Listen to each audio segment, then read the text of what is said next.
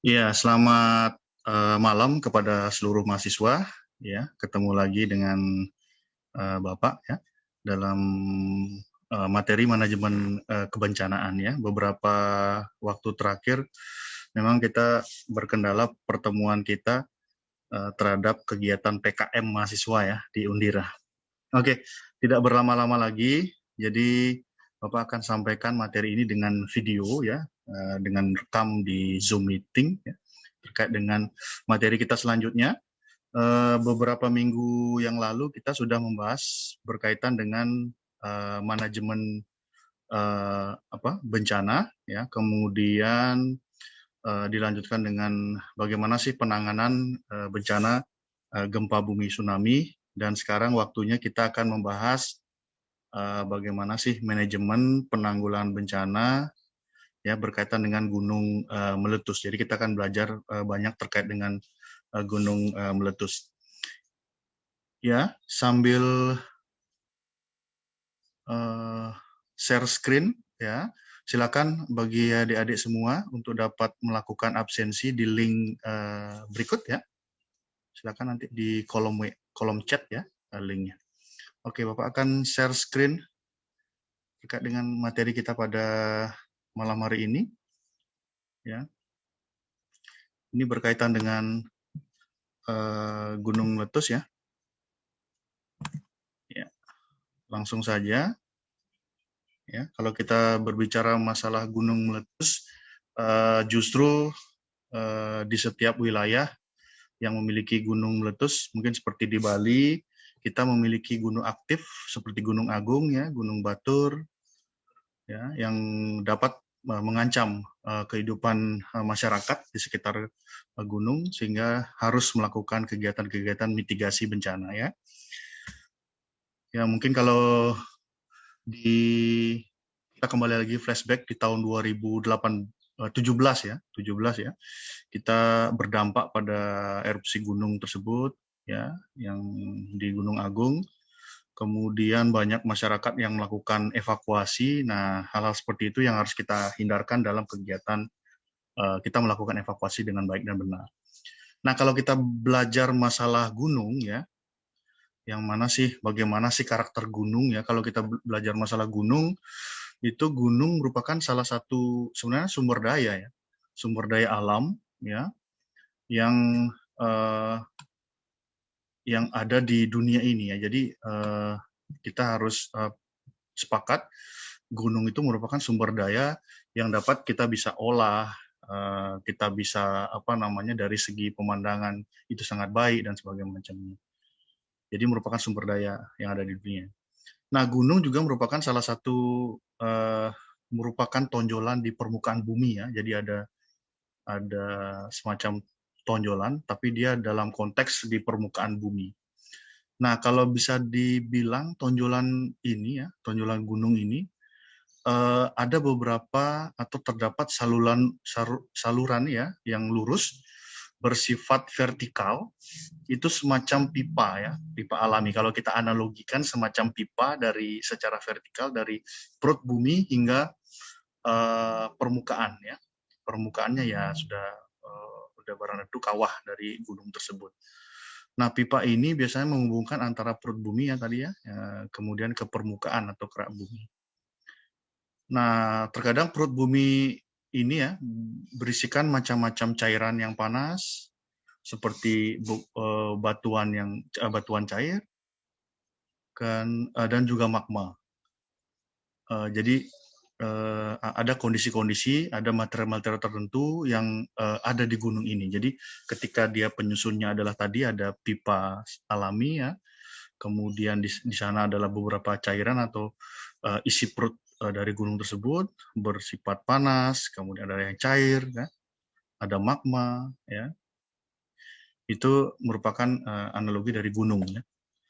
Nah, suatu saat magma dan material yang ada di perut bumi itu akan mengalami kejenuhan. Jadi tidak hanya material tersebut tidak hanya diam begitu saja, tetapi ada reaksi-reaksi kejenuhan yang mengakibatkan getaran-getaran yang sering terdengar ya di sekeliling gunungnya. Kadang masyarakat yang tinggal di sana juga merasakan terkait dengan getaran-getaran atau yang dirasakan sebagai gempa yang bersifat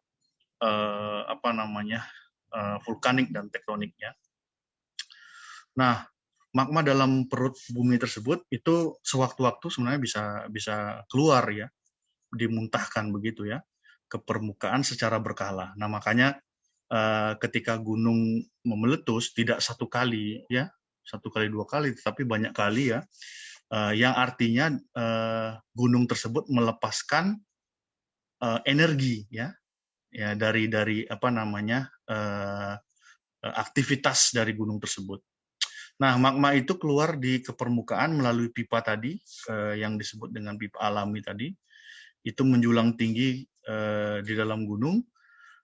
Kemudian ketika magma keluar melalui pipa tersebut, maka itulah yang disebut dengan erupsi. Jadi ketika magma ya atau material tadi keluar dari perut bumi melalui pipa tersebut, itu yang disebut dengan namanya erupsi. Nah, seperti itu yang sekiranya yang disebut dengan gunung meletus. Nah, kalau kita berbicara masalah penyebab, ya, saya kembalikan lagi penyebab, ya. Penyebab ini banyak hal, ya. Yang pertama mungkin bisa dirangkum bagaimana sih kondisi dari gunung tersebut. Ternyata mengalami peningkatan kegempaan nih.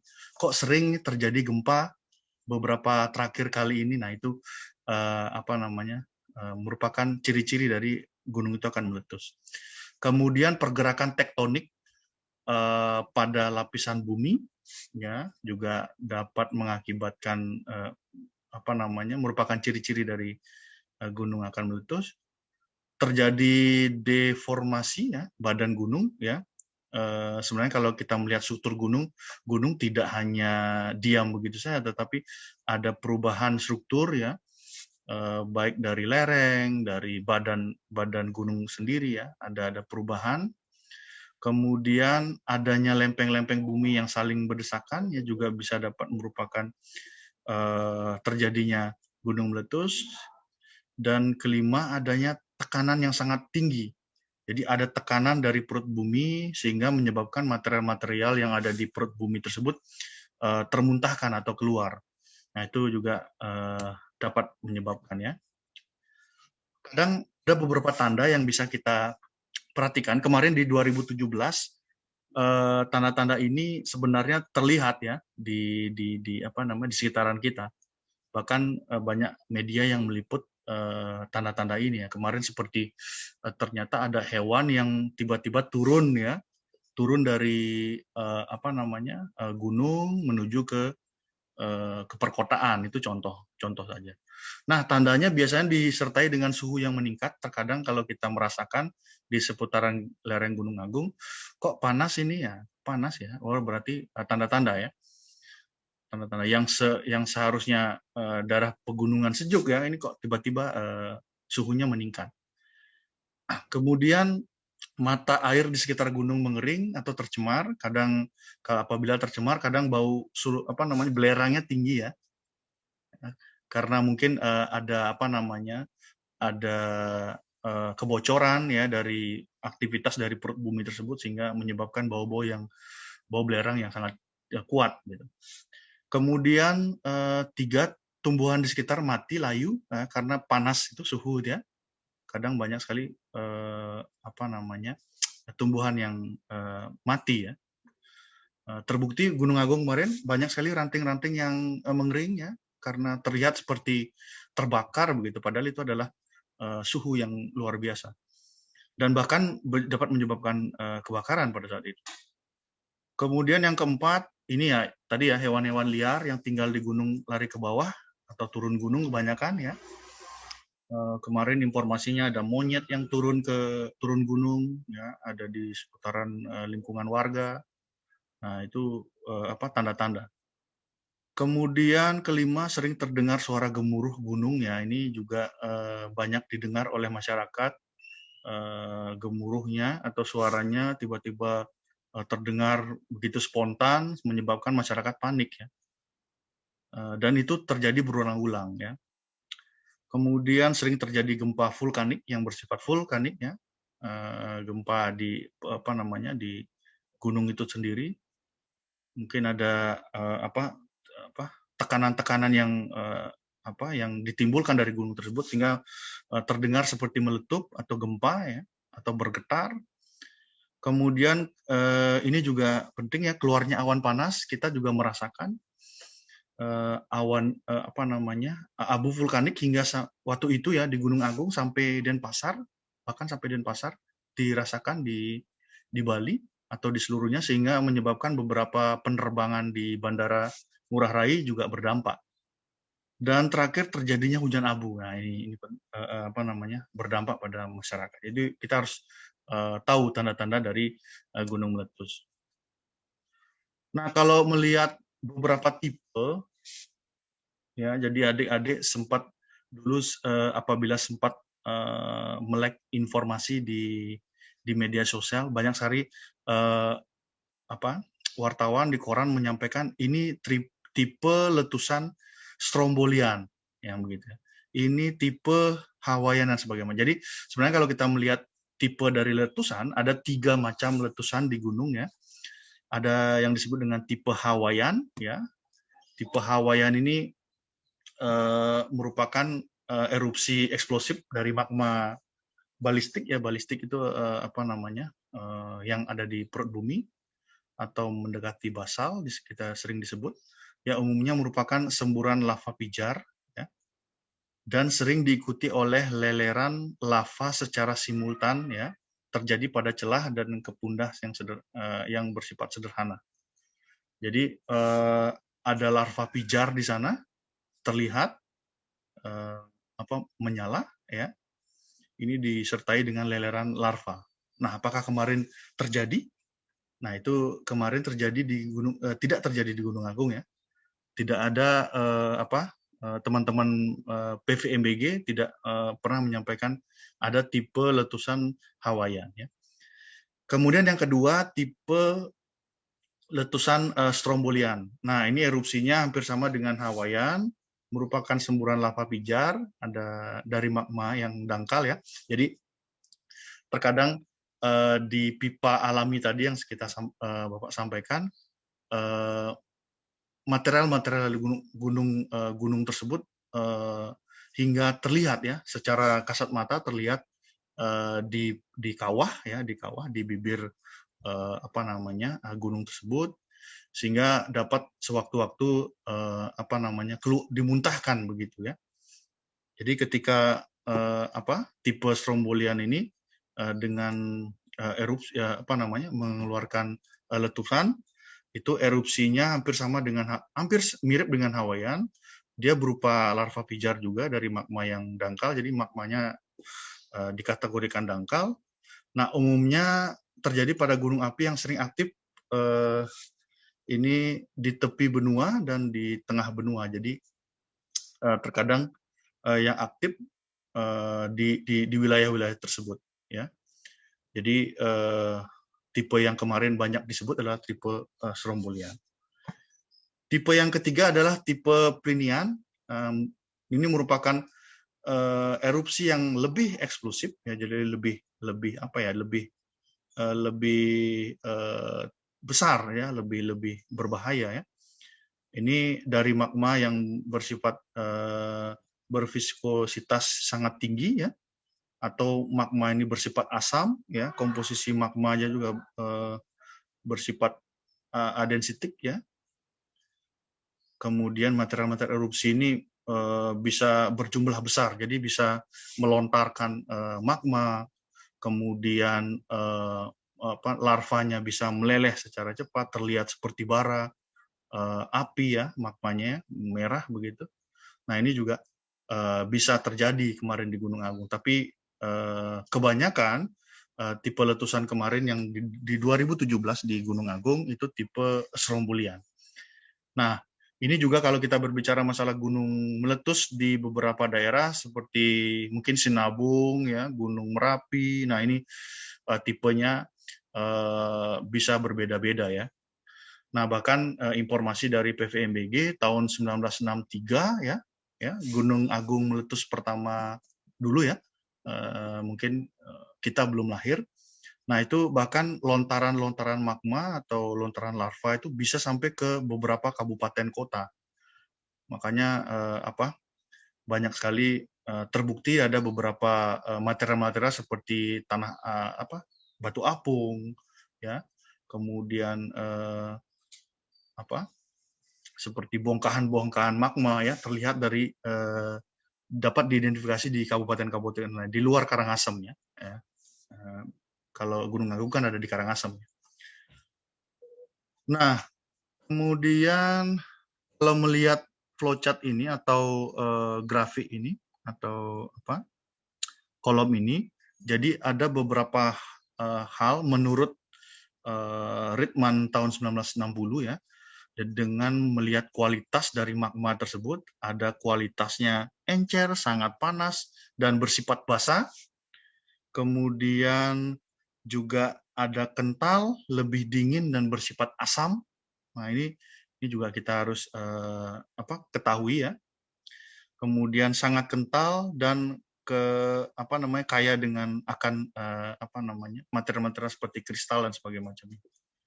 Jadi ada kualitas-kualitas itu menyebabkan kuantitas dari magma sehingga beberapa disimpulkan ini jenis erupsinya adalah leleran, ya, ada campuran, ada eksplosif dan sangat eksplosif ya. Jadi itu kadang ada gunung meletus kemudian dia tidak ada melontarkan magma tetapi dia meluber gitu, meleler. Jadi banyak kondisi-kondisi ini. Jadi Ritman ini menjelaskan bagaimana bentuk gunung api yang kerucut yang kerucut, kemudian hubungannya dengan kualitas dan kuantitas magma yang dierupsikan. Ini bisa berdampak pada kondisi letusan tadi.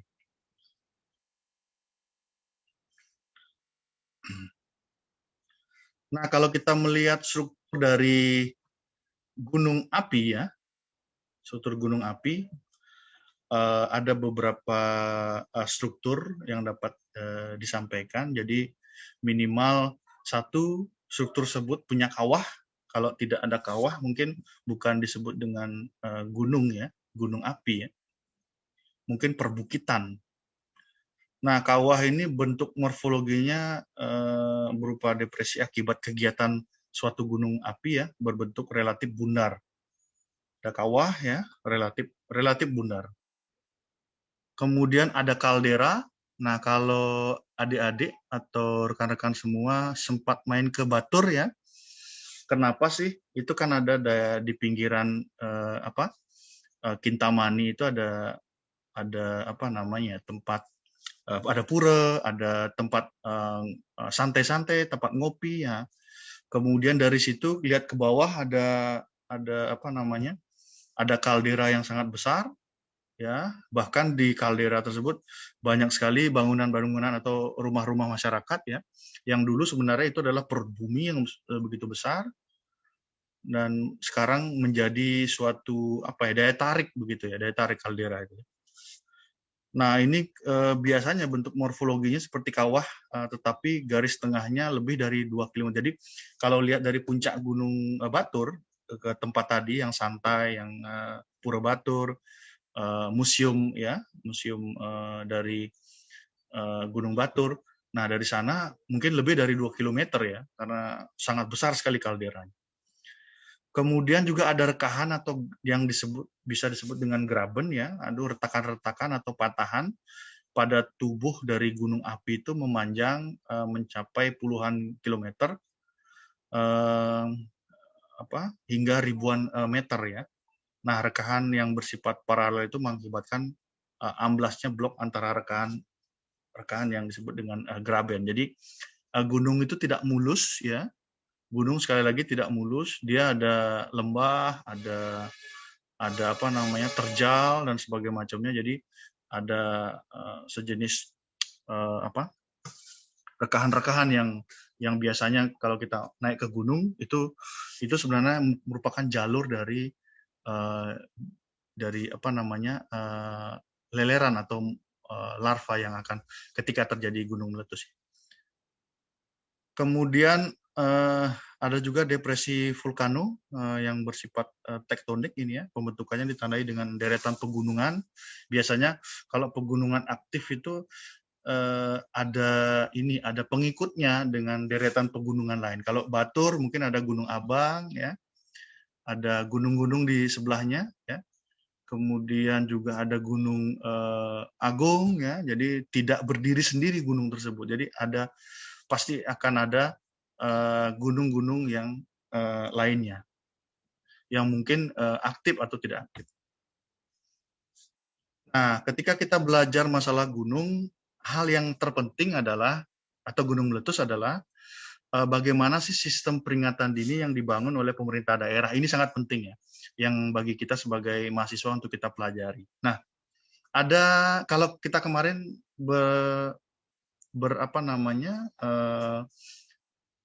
untuk terkait dengan gempa bumi dan tsunami, kita belajar ada 3 level peringatan, ada waspada, siaga, awas. Nah, sekarang untuk gunung meletus itu ada normal, ya, itu artinya ada aktivitas kegempaan, ya, tapi masih bersifat standar, belum ada dampak, gunungnya belum meletus, tapi tadi ciri-cirinya sudah ada seperti gempa yang ada aktivitas kegempaan, suhunya menaik dan sebagainya. Itu masih normal. Kemudian bisa berlanjut ke level selanjutnya waspada ya. Ya, ada kenaikan aktivitas dari yang tadi normal ya. Ini juga perlu dilakukan tindakan-tindakan. Kemudian naik lagi menjadi siaga ya. Ada peningkatan intensitas dari seismiknya ya. Kemudian gunung mengarah pada kondisi siaga, itu bisa juga meletus atau memuntahkan abu vulkanik. Dan yang terakhir adalah awas. Nah, kondisi-kondisi ini yang harus kita ketahui ya. Ketika sudah normal, minimal kita harus mempersiapkan diri. Ketika waspada, kita harus tahu nih di mana kita melakukan evakuasi.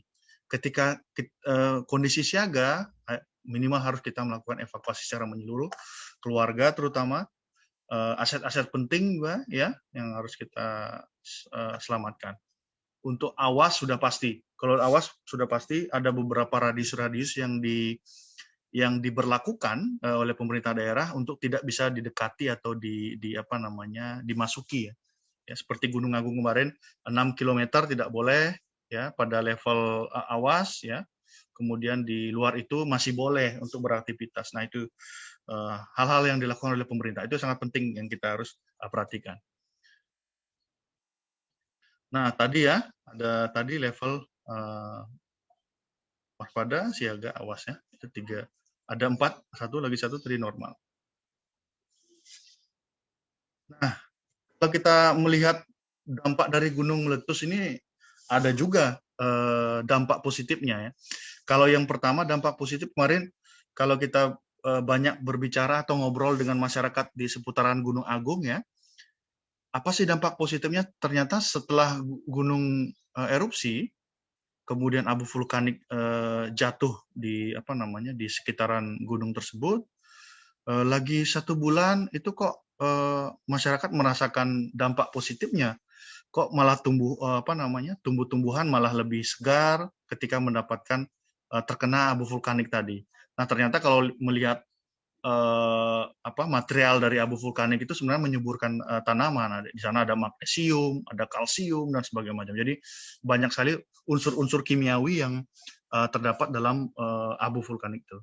Tetapi ketika pada saat terjadi emergensi abu vulkanik gunung menyuburkan abu vulkanik ya sudah barang tentu kita berdampak pada kesehatan kita seperti pernapasan atau memungkinkan terjadi dampak negatif seperti kerugian material, mungkin rumahnya kena karena masih panas material Gunung Agung terbakar rumahnya ya.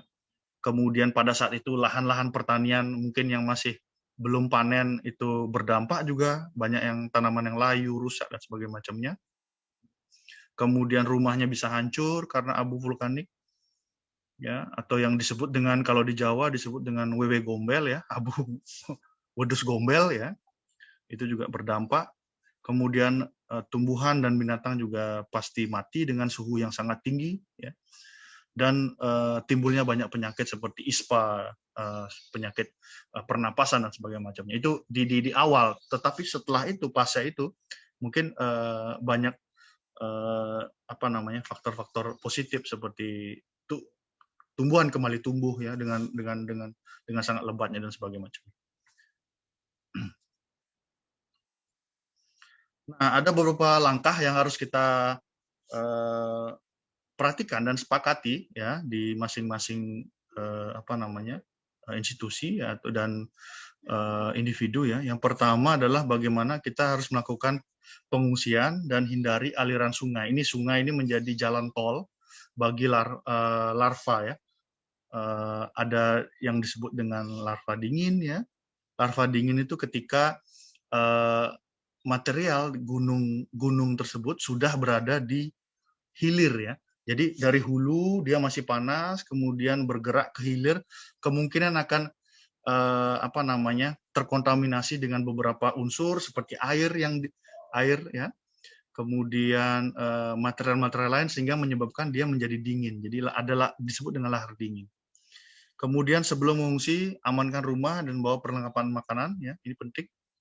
Sekarang kalau lihat di Gunung Agung banyak orang yang punya rumah kedua di kota ya, sudah mulai banyak membangun rumah kedua di kota.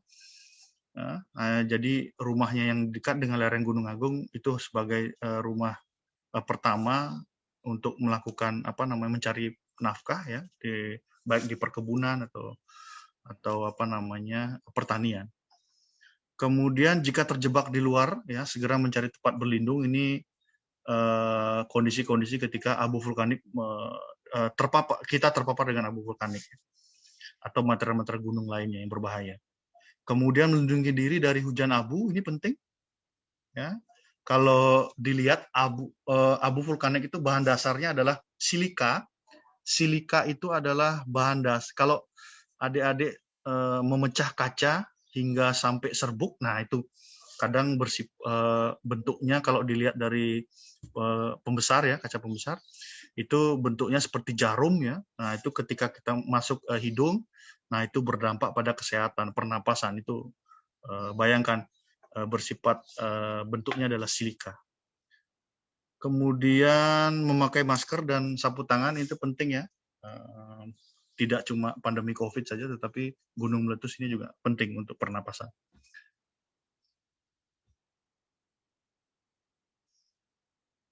Nah, ketika setelah terjadi gunung meletus, nah ini juga banyak masyarakat melakukan pembersihan rumahnya ya. Jadi ada membersihkan rumah ketika itu situasi aman dari pemerintah daerah ya. Kalau belum aman, sebenarnya dilarang untuk melakukan pembersihan rumah. Tapi dengan kondisi-kondisi yang harus kita ketahui oleh pemerintah, kita harus bisa mengetahui, oh ternyata sekarang kondisinya aman loh. Oh, kita bisa melakukan pembersihan di rumah. Bersihkan ya, yang paling penting adalah bersihkan timbunan abu di atap rumah. Ini kadang banyak berdampak pada atap yang rumah kita. Kemudian juga kita harus tetap melindungi diri dari abu ya, terutama mulut dan hidung ya, harus tetap memakai masker. Dan kita harus juga membantu ini ya, tetangga-tetangga kita, orang sekitar apabila memerlukan bantuan ketika terjadi gunung meletus ini. Nah, kalau kita lihat pemodelan ini karena kita ada di Bali, coba akan menyampaikan pemodelan kawasan rawan bencana bencana gunung meletus ya, dia Gunung Agung ya. Nah, kalau kita melihat gambar ini, peta ini, adik-adik atau teman-teman semua sudah barang tentu melihat kenapa sih daerah timur ya. Daerah timur itu ada di Karangasem, ada Kubu ya, Kecamatan Kubu, apalagi itu Tianyar. Kenapa sih dia sangat gersang. Nah, tahun 63 dulu, nah beginilah kawah yang ada di Gunung Agung, magmanya larinya ke sana, ke timur. Nah, persentasenya larinya ke timur, sehingga daerah-daerah di timur ya itu banyak sekali berdampak. Di luar itu ya larinya banyak, ada yang ke Sidemen ya, Sebudi dan sebagainya macam. Jadi itu peta-peta rawan gunung meletus. Nah, kalau kita melihat rencana kontingensi dari pemerintah daerah, gunung meletus ini berdasarkan probabilitasnya ya, keseringan terjadinya, kemudian dampaknya yang dapat ditimbulkan. Gunung Agung ini merupakan daerah matriks skala tingkat bahaya yang sangat tinggi ya, sangat tinggi, dikatakan sangat tinggi dan dianalisa sangat tinggi, sehingga diperlukan aksi-aksi evakuasi, aksi-aksi mitigasi bencana yang baik, yang harus kita bangun secara menyeluruh, baik pemerintah, masyarakat, ya dunia usaha, praktisi dari pendidikan dan sebagainya macamnya. Jadi perlu dilakukan hal-hal mitigasi yang baik. Ini beberapa, kalau melihat kasus dari Gunung Agung kemarin, persentase paling tinggi hingga mencapai 35.700 meter ya, menjulang tinggi abu vulkanik tersebut. Jadi bayangkan 35.000 meter, jadi 35.000 kilo ya, 35 kilo menjulang ke atas, menyebabkan penerbangan ya berdampak pada saat itu. Ya, bayangkan ya. Jadi ini data-data ya saja yang kemarin sekedar informasi kepada adik-adik semua. Nah, ini jumlah yang mengungsi ternyata bisa sampai 134.500 ya. Ini juga perlu diperhatikan oleh pemerintah daerah ya. Jangan sampai nanti malah pengungsi ya, yang masyarakat yang melakukan pengungsian ini terlunta-lunta ya, atau tidak diurus oleh pemerintah daerah. Ini penting bagi kita dengan data-data seperti ini, sehingga kita tahu apa yang harus dilakukan oleh pemerintah daerah. Nah, ini contohnya. Nah, kuncinya adalah bagaimana sih kita melakukan pemanfaatan ya. Jadi kalau masyarakat sekarang disuruh pindah, ayo Pak, kita lakukan relokasi. Saya rasa banyak masyarakat yang menolak gitu, karena memang kuncinya dari kehidupan beberapa masyarakat di lereng Gunung Agung ya, atau di gunung lainnya, itu adalah mata pencarian. Ini sangat completable ya, kompleks masalahnya, bukan hanya di satu pihak ya, tetapi pihak-pihak lain. Nah, yang harus kita bangun adalah bagaimana kita meningkatkan kesiapsiagaan masyarakat di sana, sehingga memiliki ketangguhan yang sangat baik ya. Minimal satu, dia tahu bagaimana ketika terjadi erupsi dia melakukan evakuasi benar-benar. Kemana dia harus lari, kemana dia harus melakukan evakuasi, kemana dia harus mengungsi dan sebagainya. Itu yang harus kita dipelajari pada aktivitas manajemen bencana gunung meletus. Ada pertanyaan? Saya rasa tidak ya? Ya, kalau tidak ada saya akhiri ya. Nanti apabila ada pertanyaan kita akan ngobrol lagi di link chat dan link grup ya, untuk kita bisa sama-sama memahami bagaimana sih prosedur melaksanakan mitigasi dalam bencana khususnya gunung meletus.